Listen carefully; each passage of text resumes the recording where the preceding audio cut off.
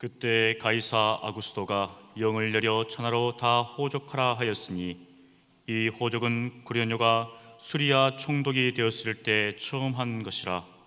모든 사람이 호족하러 각각 고향으로 돌아가매 요셉도 다윗의 집 족속이므로 갈릴리 나사렛 동네에서 유대를 향하여 베들레헴이라 하는 다윗의 동네로 그 약혼한 마리아와 함께 호족하러 올라가니 마리아가 이미 잉태하였더라. 거기 있을 그때 해산할 날이 차서 첫 아들을 낳아 강보로 싸서 구유에 뉘었으니 이는 여관에 있을 곳이 없음이로라. 아멘.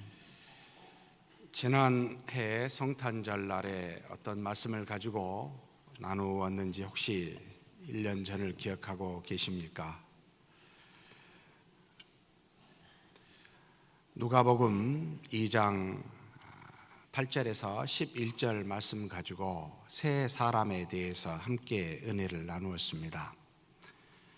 예수님의 부모님에 대해서, 예수님을 가장 먼저 본 세 종류의 사람들이 있었는데, 먼저는 예수님의 부모입니다. 나사렛에서 목수의 가정, 시골의 서민, 하나님께서 누구의 가정에 아들로 태어나게 하셨을까라고 볼 때는 참 변방의 시골의 서민의 가정에서 태어나게 하사, 당시에 총독이나 분봉왕이나 대제사장의 집안이 아니라 어쩌면 이 땅에 보잘것없는 그 한 가정을 통하여 예수님이 태어나게 하셨다라는 것과, 두 번째로 예수님을 본 사람 중에 목자들이 있었습니다. 밖에 나가 밤중에 더위와 추위에 맞서 싸우며 일하고 있는 목자들, 지금의 아마 노동자나 열심히 일을 하며 먹고 사는 그런 사람들이라고 생각이 됩니다. 집이 있어서 편히 앉아 쉬면서 자신의 양들을 본인들은 돌보지 않고 무언가를 시키는 주인과 같은 그런 집안에 있는 사람들에게 먼저 보이는 것이 아니라 이 땅에 목자들과 같이 열심히 일하고 있는 사람이 먼저 보게 하신 우리 예수님이다 라는 것도 나누었습니다. 세 번째로 예수님을 본 부류는 동방의 점성가들입니다. 밤낮 별을 보면서 하늘의 뜻이 무엇인지를, 세상의 이치를 찾고 있는 사람들이었습니다. 주어진 직분을 가지고 남으로부터 대접을 받고 그렇게 사는 제사장들과 다른 지도자들과는 다르게 인생의 뜻이 무엇인지를 고민하며 그렇게 찾는 사람들에게 예수님은 보이셨습니다. 적어도 우리는 이 세 종류의 카테고리 안에 들었으면 좋겠다. 그래야 예수님을 볼 수 있는 자리에 있는 게 아닌가라는 것을 1년 전에 함께 나눴습니다. 다 기억하고 계신 줄 믿습니다. 오늘은 조금 다른 각도로 예수님을 봤으면 좋겠습니다. 예수님이 이 땅에 오신 성탄절은 항상 이 세 가지 단어가 떠오르게 되어 있습니다. 언제 오셨지요? 밤중에. 오신 장소가 어디지요? 베들레헴. 어떻게 오셨지요? 구유에 누워서. 그래서 밤과 베들레헴, 구유라는 단어가 성탄절 때마다 떠오르는 단어입니다. 왜 예수님은 많은 사람이 깨어있는 낮에 오시지 아니하고 밤중에 오셨을까라고 돌아보게 되면, 질문하게 되면, 아무리 환한 대낮이면 무엇합니까? 죄로 가득 찬 어두운 세상인데, 아무리 사람이 많이 깨어있으면 무엇합니까? 영적인 어둠의 상태를 깨닫지 못하고 무지 중에 방황하고 있는데, 결국 하나님의 아들 예수 그리스도는 어두운 세상에 자신이 빛으로 오셨음을 알리기 위해서 밤중을 택하셨습니다. 한밤중에 오셨습니다. 그래서 고요한 밤, 거룩한 밤이라고 우리가 노래하는지 모르겠습니다만, 결국 하나님의 아들 예수 그리스도는 어두운 세상에 자신이 빛으로 오셨음을 알리기 위해서 밤중에 오셨다 이 말입니다. 마치 어둠이 짙을수록 빛이 더욱 강하게 보이듯이 우리 예수님은 죄로 인한 어두운 세상 곳곳을 비출 강한 빛으로 오셨기에 그것을 우리에게 알려주시기 위해 한밤중을 택하여 사람이 잠든 사이에 오셨습니다. 사랑하는 형제 자매 여러분, 어둠에서 우리는 혹 방황하고 있지는 않습니까? 죄로 인한 고통 중에 있지는 않습니까?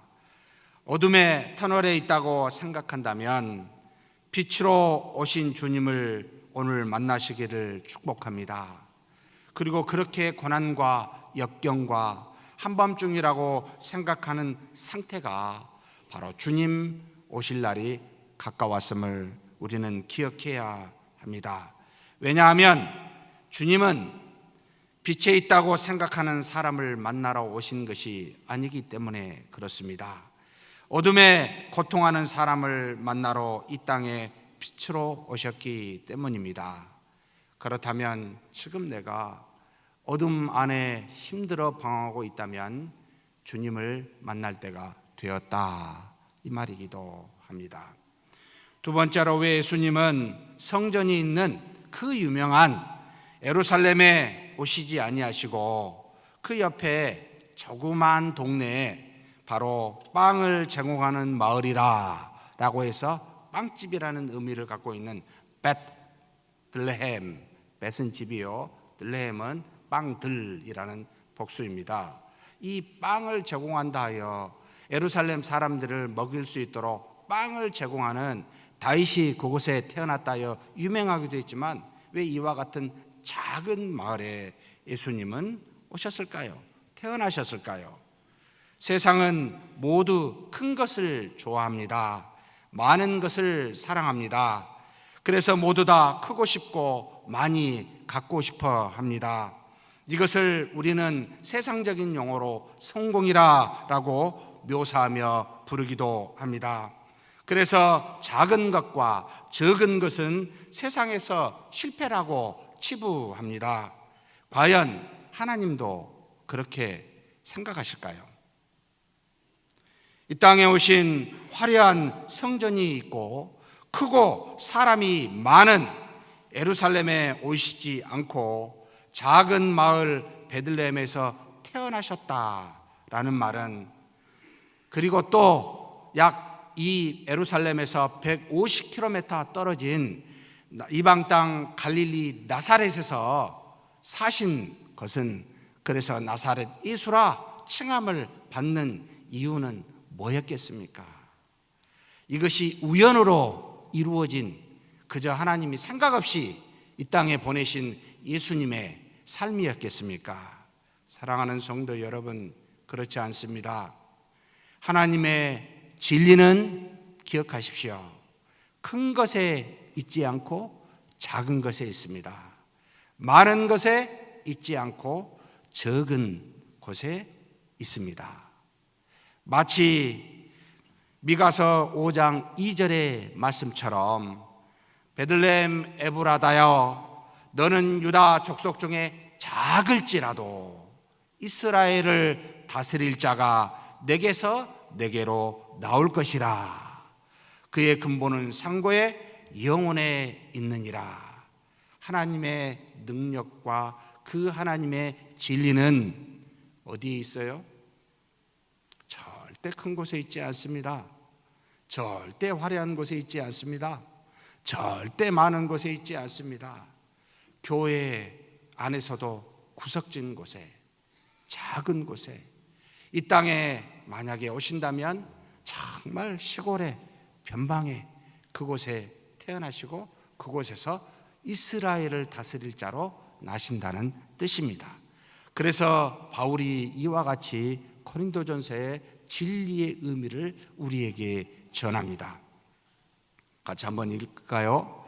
그러나 하나님께서 세상에 미련한 것들을 택하사 지혜 있는 자들을 부끄럽게 하려 하시고 세상의 약한 것들을 택하사 강한 것들을 부끄럽게 하려 하시며 하나님께서 세상의 천한 것들과 멸시받는 것들과 없는 것들을 택하사 있는 것들을 폐하려 하시나니 이는 아무 육체도 하나님 앞에서 자랑하지 못하게 하려 하심이라.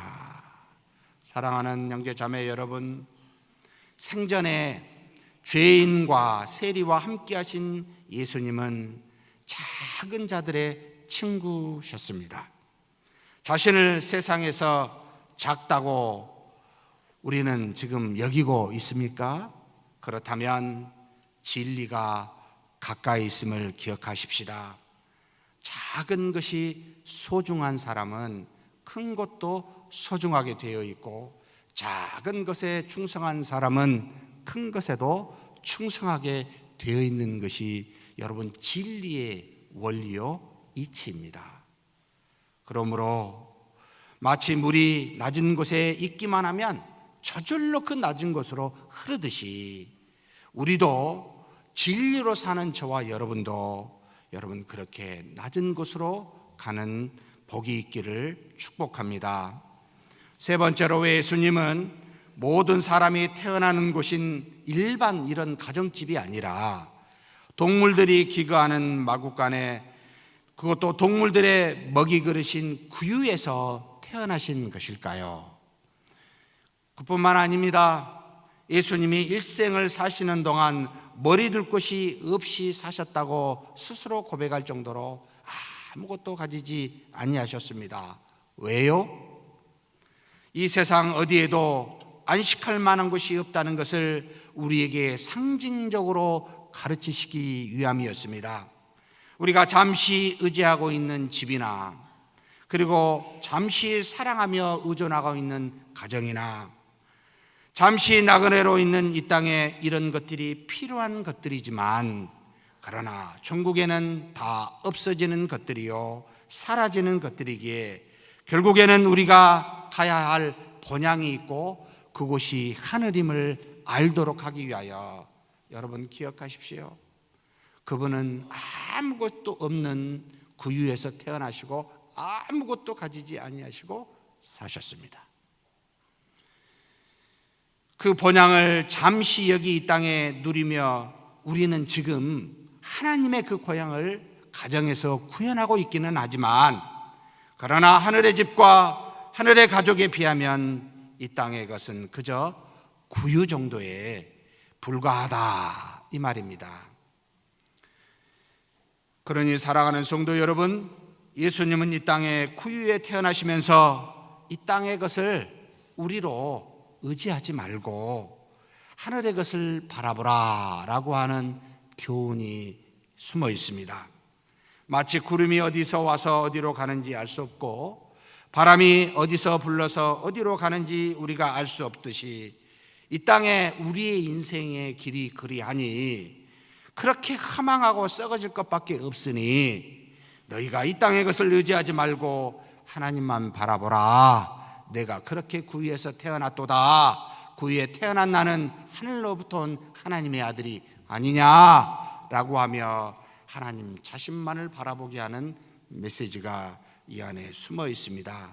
사랑하는 형제 자매 여러분, 오늘 성탄절에 밤중에 빛으로 오신 예수님을, 작은 베들레헴에서 이스라엘의 통치자로 오신 예수님을, 그리고 구유에서 세상 것 다 물리치시고 이 땅에 아무것도 없이 오신 예수님을 그렇게 묵상하면서 보내는 복된 하루가 되시길 주의 이름으로 축복합니다.